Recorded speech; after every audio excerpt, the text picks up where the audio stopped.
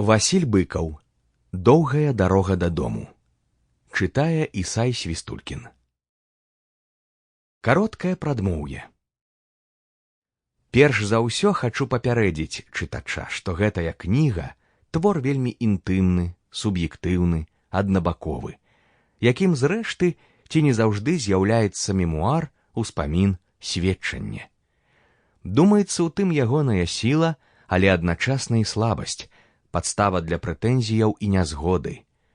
У сваё апраўданне магу толькі сказаць, што не меў жаднага намеру каго-небудзь абразіць, што колечы скрывіць, ці знарок падаць у неадэкватным святле.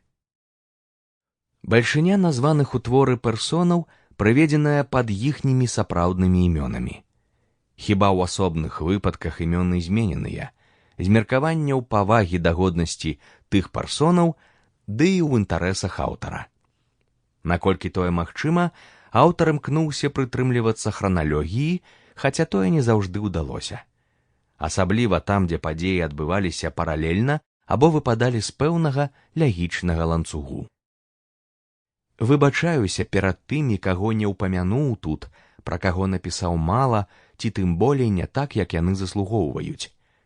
Перад тымі, каго засмуціў названымі фактамі або празмернымі азначэннямі.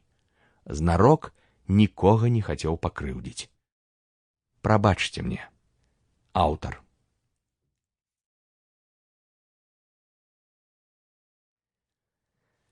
Ваколіцы возера. Родная мая мясціна, мабыць, не надта тыповая для раўніннай поўначы Беларусі. Дужа зрыты рэльеф, пагоркі і лагчыны, раўкі, балацявіны і азёры. Азёраў дык нават зашмат. Палявых, лясных, круглых, крывулястых, часам з голымі, а ў бальшыні заброслымі трыснягом берагамі.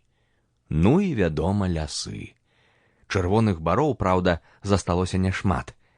Бары высякалі, асабліва пасля войнаў, на будоўлю, дровы, на продаж. Палі амаль паўсюль цесныя, лапікамі на пагорках, нізінах, часцяком парэзаныя раўчукамі залешнікам на схілах.